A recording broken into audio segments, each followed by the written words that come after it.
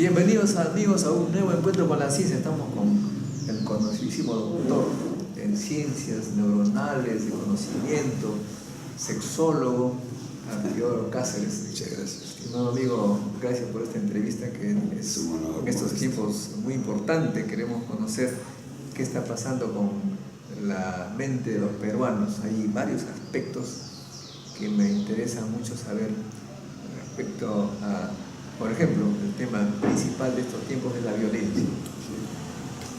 Se dice que hay 2 millones de jóvenes sin trabajo y sin estudio, o sea, están flotando. Y dice que el ocio es la madre de todos los vicios y de repente también de la violencia. Una pregunta así directa es, un muchacho que no tiene trabajo, conozco también chicos que no tienen trabajo, tienen mujer y 2 hijos que mantener. ¿No hay ahí una probabilidad, una tendencia a querer robar al vecino? Tienes razón. En primer lugar, agradezco mucho esta oportunidad de conversar con un hombre que es un símbolo de la cultura peruana como tú. La violencia está creciendo, como diría nuestro poeta Choquehuanca, como la sombra cuando el sol declina.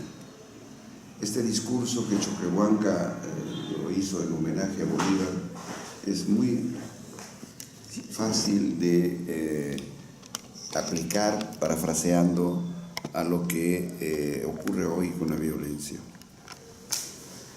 Estos eventos que han ocurrido en Las Vegas, por ejemplo, este tremendo y trágico, dramático incidente de matanza y de tantos heridos, demuestra claramente que la violencia, como tú dices, y el odio están creciendo. Sin duda, este es un problema de salud mental y espiritual. Hay una ausencia de valores éticos. El principal valor ético es el respeto a la vida. Y estamos ahora con irrespeto no solamente a la vida de otros, sino a la propia vida.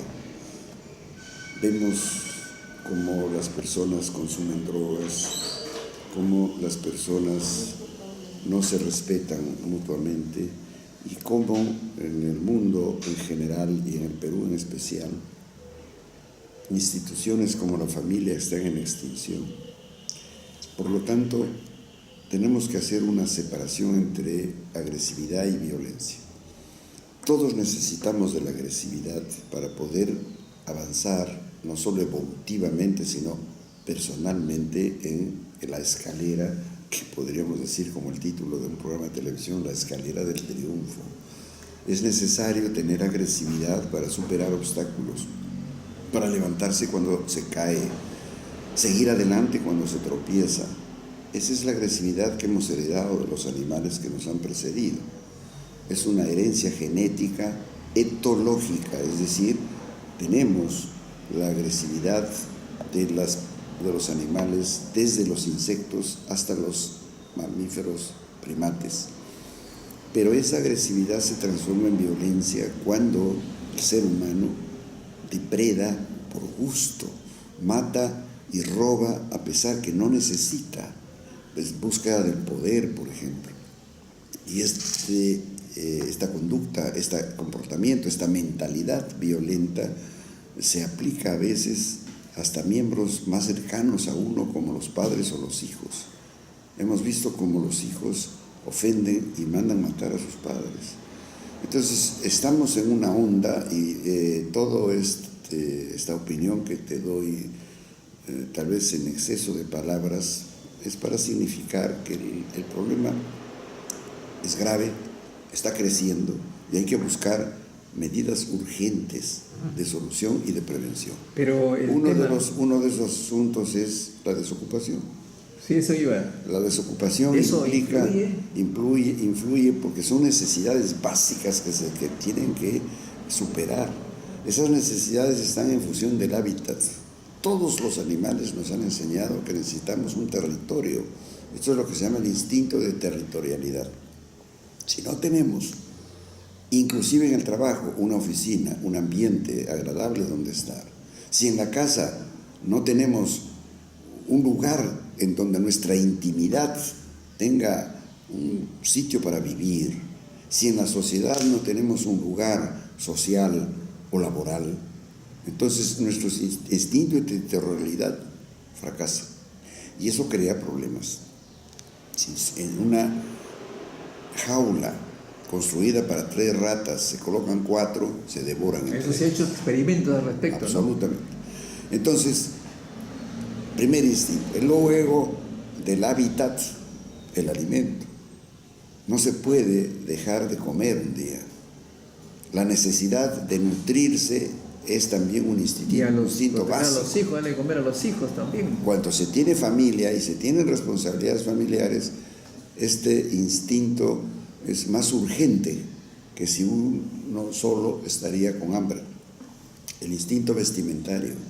El ser humano ha evolucionado y no tiene protección en su cuerpo, no tiene pelambre, no tiene coraza, necesita vestidos. Pero además, esos serían pues elementos básicos, instintivos o pulsionales, como se llama en el ser humano. Pero es que el ser humano necesita evolucionar racionalmente, culturalmente, necesita estar informado, necesita tener algunas actividades que le permitan soportar el estrés enorme que hay en el ambiente, escuchando buena música, haciendo deportes, etc. Si no se tiene una economía básica que permita superar todas estas necesidades, van a aparecer problemas no solamente en el cuerpo, sino también en la mente y en la sociedad. Entonces, si no hay la cobertura de estas necesidades, de estos instintos, el ser humano tiene problemas corporales, úlceras gástricas, infartos, aumento de la presión, etcétera, etcétera, que se llaman trastornos neurovegetativos. Pero además, su mente no está equilibrada para hablar con tranquilidad, con alegría, con esperanza, porque a pesar de todo la vida sigue siendo hermosa. Por lo tanto, es necesario un equilibrio mental. Pero además, el ser humano, a diferencia de los animales, necesita vivir en sociedad organizada, ordenada, en la cual no haya un territorio tan cerrado que no te permita que ingrese una persona amiga u otro familiar o una persona que viene de otro país. Ahora que la globalización es tan tremenda, nosotros mismos los peruanos hemos escapado del Perú en épocas de crisis. Ahora vienen hacia nosotros personas que no cubren sus instintos en sus propios países. Entonces, la sociedad, que es otro valor humano, el valor social, no se cubre. Y entonces hay problemas de enfrentamientos. Y cuando no hay una formación espiritual que requiere una buena familia, un buen trabajo y una buena cultura. No solamente de pan vive el hombre, se necesita una cultura que sobre todo proteja los riesgos de las necesidades por ausencia de trabajo y que cubra además los riesgos de la contaminación social como la violencia. Ahora el gobierno, como vemos, como se anuncia con el ministro Carlos Masombrío, parece que da mucha más importancia a la represión, aumenta los policías, aumenta los policías. Eso obviamente podría disuadir, pero la gente que no tiene empleo es tan grande que no creo que sea tan efectivo, no habría que hacer otra cosa. Digamos que es efectiva en un momento en el cual no se han tomado en cuenta las medidas preventivas. Entonces, es como una enfermedad. Si ya la enfermedad se presenta, tiene sus síntomas y sus signos, hay que curarlo. Pero lo ideal es que la salud se mantenga preventivamente. Y eso significa educación. Y eso es fundamentalmente educación primero y sobre todo familiar. El cimiento de la personalidad y el desarrollo mental y de la cultura está en la familia. Yo pienso que la familia en nuestro país es una institución en extinción. Madres que trabajan, padres que trabajan, los niños que desde tan temprano van a escuelas que no fomentan. Madres que trabajan, pero cada uno con sueldo mínimo, y padres, los hijos abandonados. Entonces, esos cimientos no se han construido, son endebles. ¿Cómo puedes construir un edificio de 20 pisos, que es el que requiere un individuo para vivir en una sociedad tan conflictiva como la nuestra, si los cimientos están hechos para un piso? Entonces, la familia, la educación. En segundo lugar, la educación escolar, la educación básica regular. Un niño no puede ir tan temprano al colegio, a los 2 años están en las cunas maternales, a los 3 años, no hay modelos de padres. Los padres no han aprendido una educación familiar, que seguramente tú y yo los hemos tenido en el colegio. Yo he tenido cursos de educación familiar y sexual en primaria. Habían los cursos, habían profesores formados para hacer educación familiar. Hablando de ese tema, se nota, o no sé si era la prensa que infla la noticia, hay mucha agresión sexual. Sí, ¿Tiene que ver algo? La educación sexual está ausente en nuestro país. Y hay algo más grave todavía, que hay gente supuestamente culta que viene luciendo una cantaleta: con mis hijos no te metas. ¿Cómo no se van a meter con sus hijos, señor, señora? Si usted es un ignorante, ustedes son ignorantes en educación moderna, científica. Por ejemplo, un padre, simplemente para preguntar con cosas elementales, que debe ser el modelo para su hijo, para las generaciones futuras, en donde el machismo tiene que desaparecer y el predominio en el hogar no lo va a tener solamente él. Los padres y la madre son machistas, dan hijos machistas. Dan hijos así. Entonces, usted no puede permitir que este niño esté con ausencia de modelos y que logre modelos en los medios de comunicación social, en las redes sociales, en los jugadores de fútbol, etcétera, etcétera. Porque cuando se preguntan por qué mi hijo se está tatuando en todo el cuerpo, porque tiene otros modelos. Los futbolistas que están llenos. ¿Cómo se peina mi hijo así? Porque tiene otros modelos, porque usted no le dio el modelo necesario, usted estuvo ausente. Y entonces, como faltan modelos, y muchas veces los modelos son de violencia también, ¿no? Los niños no rinden en el colegio, no tienen profesores suficientemente capacitados para manejar. Ahora con esta cantaleta, yo estoy opuesto a este sistema político de educación de la llamada inclusión social. No, señor, usted no puede incluir en un solo colegio a todos los niños con diferentes capacidades. Usted no puede tener en un aula a niños ciegos, sordos, paralíticos, deficientes mentales y superdotados. Esto es un engaño populista que está haciendo mucho daño a la educación. La inclusión social es una engañifa que quiere admitir que todos somos iguales. No, no somos iguales. La peor desigualdad es tratar a todos como iguales. Bueno, pero por otro lado, la televisión no colabora con este asunto porque vemos, la vez pasada vi a un muchachito de 8 años con su hermanita de 7 viendo la televisión. Esto es combate, esto es guerra, hay chicas semidesnudas que tiraban plátanos, huevos, qué sé yo, y ellos estaban allí mirando, extasiados, entonces, hipnotizados. Y luego me he enterado que hay colas de muchachos queriendo entrar a ser protagonistas de esos programas. ¿Qué está pasando? Sí, la televisión, yo soy, como diríamos, un participante activo hasta hace poco tiempo de la televisión peruana. Yo comencé a trabajar en los años 70 del siglo pasado en una televisión en blanco y negro, en donde el camarógrafo era productor, coordinador, etcétera, etcétera. Y yo ingresé a la televisión a instancia y a sugerencia y hasta presión de un gran periodista que fue don Alfonso Tealdo, que seguramente tú has llegado a conocerlo. Entonces, he tenido muchos años de participación en la televisión, hasta que ya por higiene mental decidí retirarme, porque no quería y ni quiero ser partícipe, y tengo algunas excepciones como esta, que es un honor para mí conversar contigo, porque he perdido ya la fe en este tipo de programas alienantes, este tipo de programas descerebrantes, y ese tipo de programas que lo único que hacen es entretenimiento, y a entretenimiento de baja estopa, no cultura.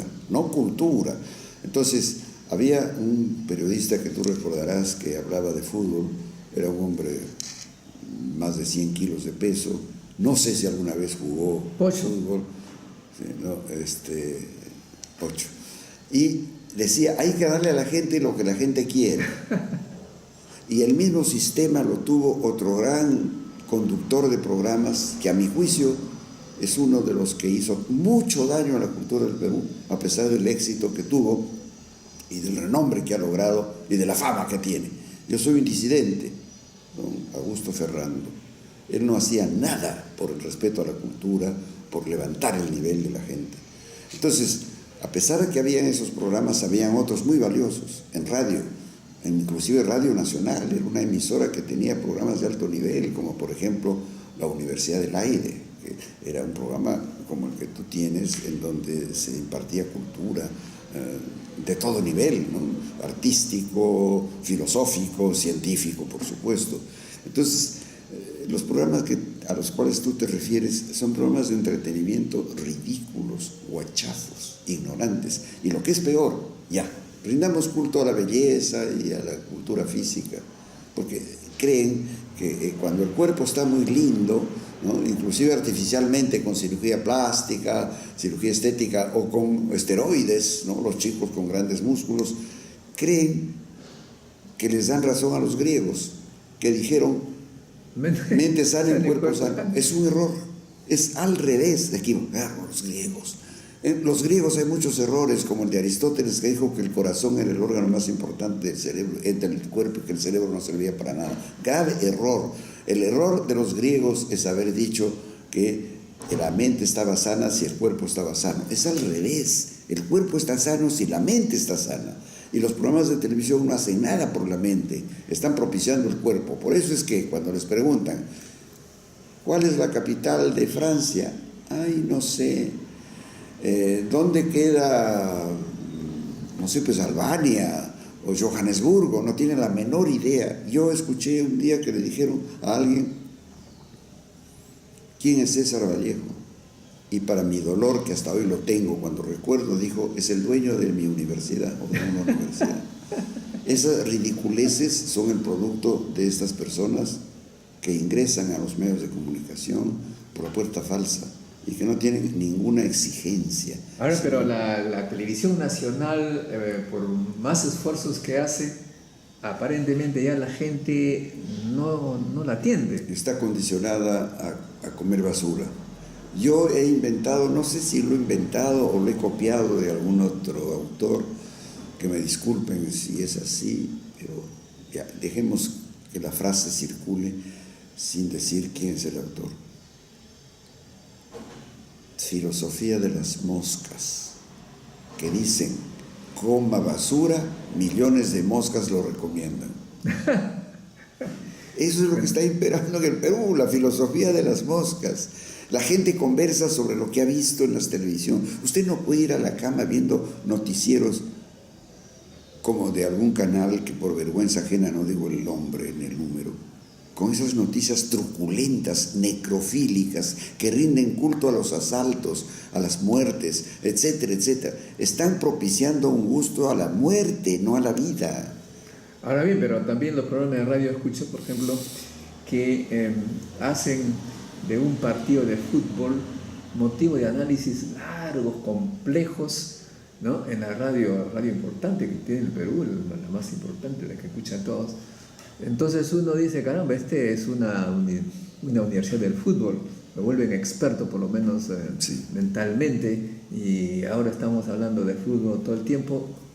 Esto significa también que hay aparentemente un complot para que la gente no tenga la mente crítica, sí, despierta. Hay mucha gente... Noam Chomsky señala en una de sus frases que la manera, una de las estrategias para mantener al pueblo sojuzgado es darle una pésima educación y venderle cosas como estas. Claro.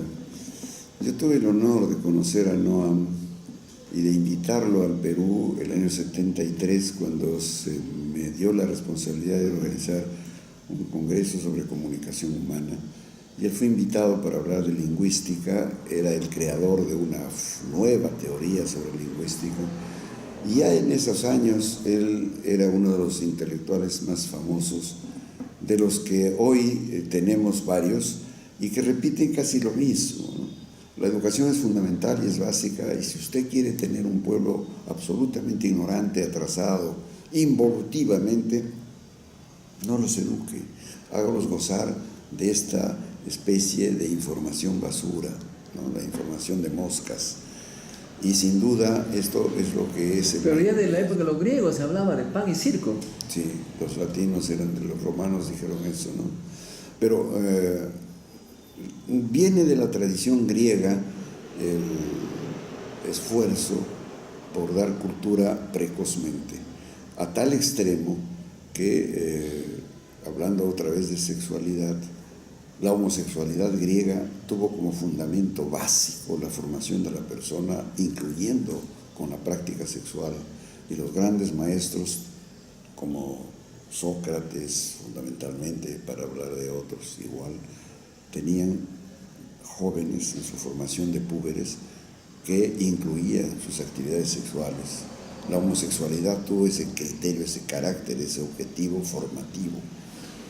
Es importante que se considere este hecho, como la masturbación misma, es una forma de madurez en el área sexual.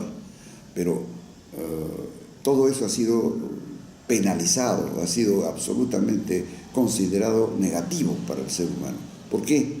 Porque vino la influencia religiosa y las religiones propiciaron el dogma de la abstinencia, de la castidad, del celibato, y entonces hicieron creer que gracias a esas conductas, a esos comportamientos, a esas mentalidades se conquistaba el cielo. Y la gente quería ir al cielo como los santos, como los sacerdotes, como las monjas que han hecho voto de castidad.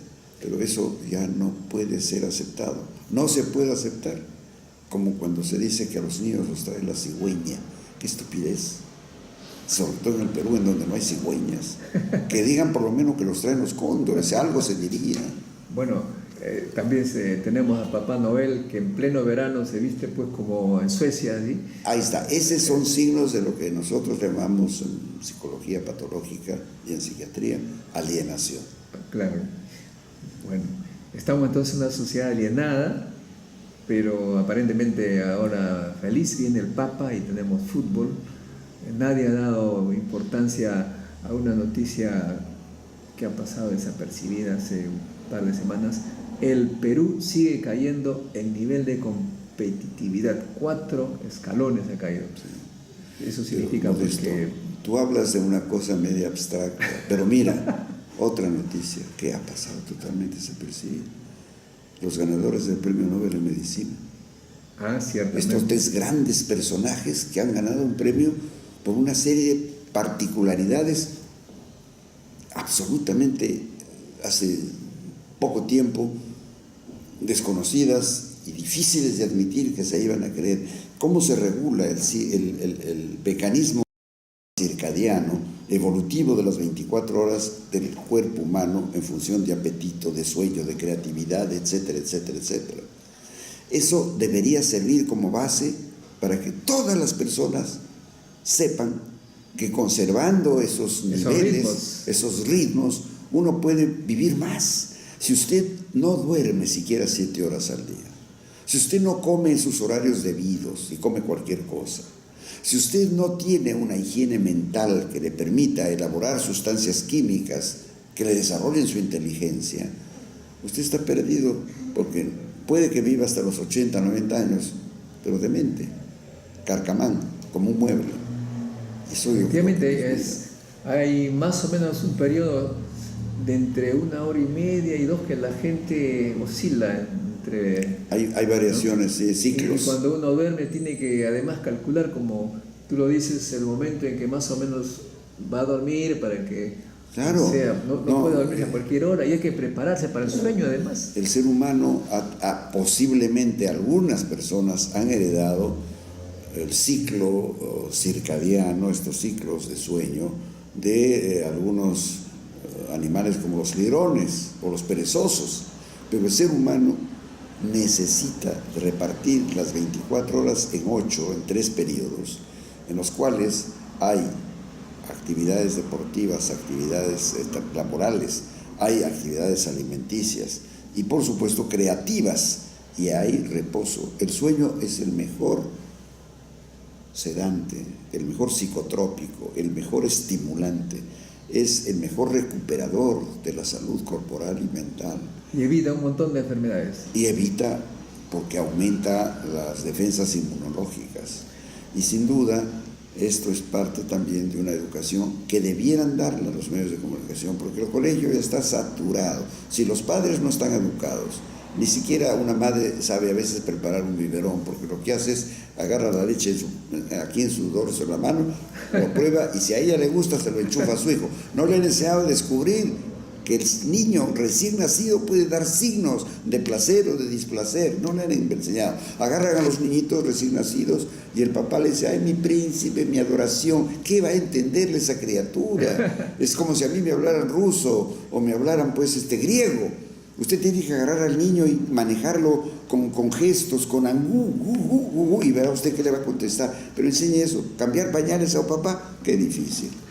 Ha sido un placer escuchar. Bueno, nos hemos olvidado también, por supuesto, los premios Nobel de Física, las ondas gravitacionales, los químicos que observan las células ahora, las moléculas con técnicas especiales, bueno, pero... Y más allá de las moléculas. Más allá, bueno, pero en nuestro país hay problemas efectivamente que nos agobian y a veces nos desvían de esas cosas fundamentales. Mira, en números.